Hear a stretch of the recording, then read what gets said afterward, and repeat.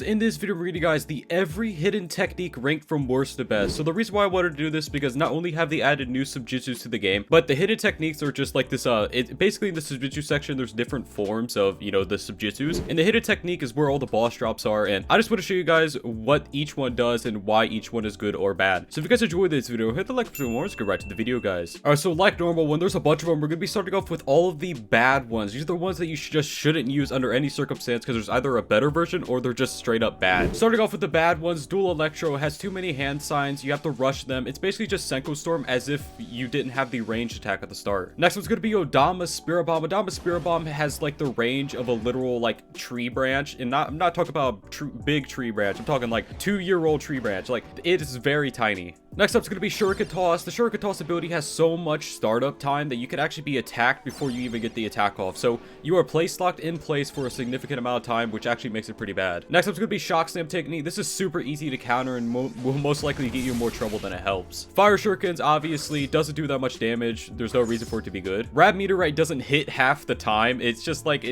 not only is the AoE tiny, but it's so glitchy in the first place. Slay Summon, this is mostly just for memeing. You just ride around and annoy people. There's not really much else to do about it. Slay Bomb, half the time you won't even hit it. As you guys can see in the video, they didn't even hit it at all because it's really hard to dictate where the actual bombs are going to be coming down. Magma Spirit Bomb is literally just a worse Great Spiraling Spirit Bomb, and by worse I mean significantly worse. Water Jet Cannon, it's a super close range ability that does like no damage. Fist of Steel actually does a decent amount of damage, but the actual startup time to it makes it pretty bad for being a Subjutsu. Not only that, but the actual cooldown is pretty long. Acidic Bullets does like no damage. It has so much startup time. It's like Jeremaki 3rd, but without an explosion. Hydro Style Liquefy, it's literally the worst counter in the entire game. Light Style Sunflare, I mean, if you want to be annoying and blind people, you can go ahead and use this, but there's always a better ability to use than this. Red Goku Inferno Spirit Blade, this is one of the newest ones in the game, but I actually do not view it as good whatsoever. It has so much startup time, the damage is there, but it has so much startup time that it's actually not that good because you could just easily block it. Super Dama Spirit Bomb, there's not really much to say about it. It has so much startup time. You could use it to block break, but that's about the only good thing about it. Psycho Spirit Bomb is going to be going in bad just because I feel like Psycho Spirit Bomb, it's just a super inferior version of Senko Storm, and Senko Storm itself isn't really ranked that high on the actual list. Now going on to the actual tier list, coming in 30th place is going to be Lightning Shuriken. This ability is mainly meant for combo extending, but the stun time is so short, that's why it's going to rank this low on the list. Coming in 29th place is going to be Shuriken Rush. This actually used to be one of the best subjutsus in the game, but there's quite literally just better versions of it now, so that's the only reason why it's going to rank this low. Coming in 28th place is going to be Inferno Bomb Toss. I know this is used by like a crap ton of people, but it's honestly not that good. It's super predictable, it's easy to avoid, and it's honestly just annoying. That's the only thing it is. 27th place is going to be Inferno Bomb Rush. This is the better version of Shuriken Rush, but still it's not that great because you have to get up to them to even do anything. Coming in 26th place is going to be Fog Dissolution. It is an iframe move that you could run around really quickly, but the fact it has hand signs makes it honestly not that great. 25th place, Rab Style Prison. It's literally just the water stun, but on a Subjutsu. Coming in 24th place is going to be the Fireball Warp ability. This ability is actually very decent. I actually view this ability as decent as why it's on this list and not in bad, because the actual range of it is very nice for being a stun ability, and the stun does last quite a while. Coming in 23rd place, Acidic Cloud. It does a lot of damage sometimes, and sometimes it doesn't. It's kind of just a luck-based ability, which is why the only reason why it's going to rank this low. 22nd place, Aerial Demon Toss. If the actual AoE of it was like twice as big, this would be like top 10, but right now AoE is so small, the auto tracking is pretty bad half the time, so the only way you're ever going to be able to use this is if they're stunned, and that completely negates the point of it being a block breaker. 21st place, Sunflower Illusion. It's literally just Shizen or Raika Shizen second, no knockback, and has a stun attached to it. Coming in 20th place is going to be Blood Wave. Now this Blood Wave ability, I actually view it as decent. As you guys could probably tell in some of my videos, I do use this. I actually use it for arena fights as well because the AoE is actually massive,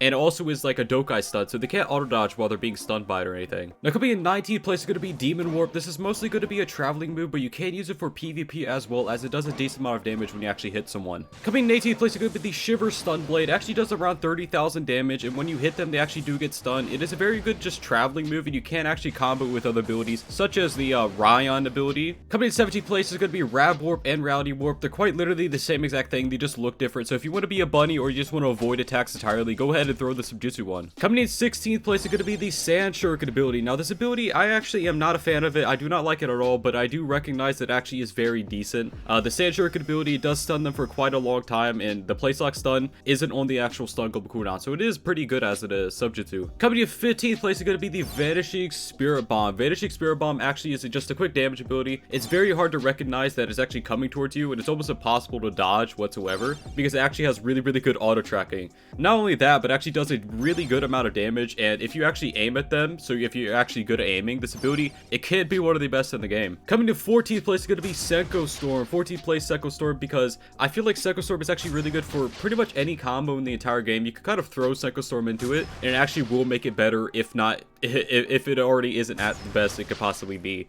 So it's just a high damage ability, has a stun attached, and teleports you to them. Coming to 13th place is going to be Electro Blade. Electro Blade is going to be coming to 13th place because I feel like Electro Blade, it's kind of like the Shiver Stun Blade, but better, because the Shiver Stun Blade is on the global cooldown, while Electro Blade isn't. Not only that, but the Electro Blade does go further. I'm pretty sure it does more damage, but the stun is pretty much the exact same time period. Coming to 12th place is going to be the Earth Style Winter Avalanche. Now, this ability actually has the highest damage potential of any Subjutsu in the entire game, let alone abilities, you know?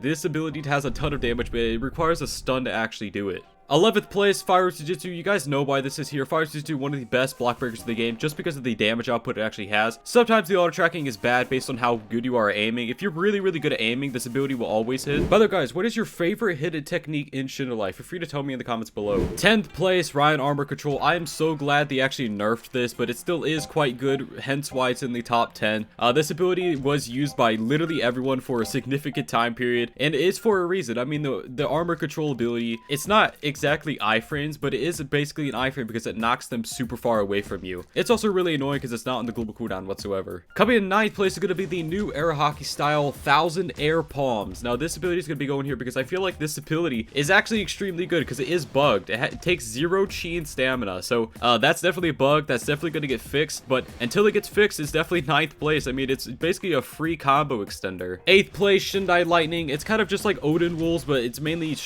it's strictly for actual M1 combos, but if you want to throw this into your M1 combo, it will instantly make it better. 7th place, Ashura Buckshot. The amount of damage this Subjutsu does for the low amount of cooldown it has is kind of unreal. Not only that, but you can actually combo with it extremely well because while they're being knocked back, it counts as a type of stun, so all they can do is auto dodge. Coming in 6th place is going to be Menza Chain. This is going to be coming in 6th because I feel like Menza Chain is actually one of the best, if not the best, team fighting Subjutsu in the game because it does stun for a long period of time and it does hit multiple people. Not only that, but the only way to get out of it is by spam blocking backwards. So you gotta dash backwards while you're blocking, and you have to do it for like 10 seconds straight. So it's really good for team fights, and I do see people using it in 1v1s quite a bit as well. Coming to 5th place is gonna be Dismantling Bind. The reason why it's gonna rank above Menza Chain is because I feel like the 3 effects is better than the Menza Chain, because Dismantling Bind, you have 3 chances to actually stun them, while Menza Chain is mainly just a 1 chance type of thing. Not only that, but Dismantling Bind is really good for combos. Now, coming to 4th place is gonna be your favorite or not favorite. If you don't use it, you probably hate it. Ashen Raigo. This is going to be coming to 4th because Ashen Raigo is actually just such a high damage Subjutsu ability. Not only that, but it's only 1 ball effect, so all you have to do is hit them once and they instantly take like 70,000 damage. They're stunned for a long period of time, and it is auto tracking. Coming to 3rd place is obviously going to be Body Replacement. You guys knew this was going to be a top 3.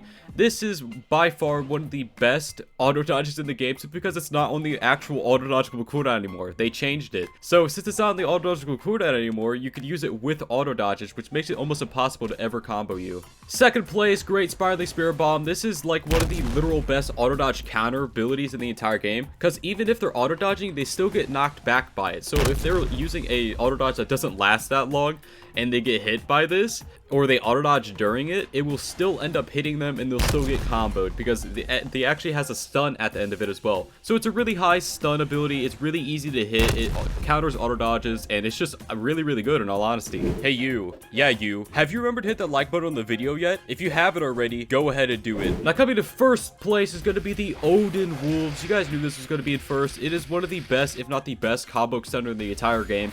The range on it is insane. If you're actually good at aiming, it can hit people from like across the map. Not only that, but you can actually use abilities during it because the end lag on it is literally non-existent. It has 0 end lag. The only thing about this ability that is bad, that can even be somewhat considered bad, is that it is ground locked. Anyways, guys, that should be it for this video. If you guys enjoyed this video, hit the like button more. So guys, bye bye.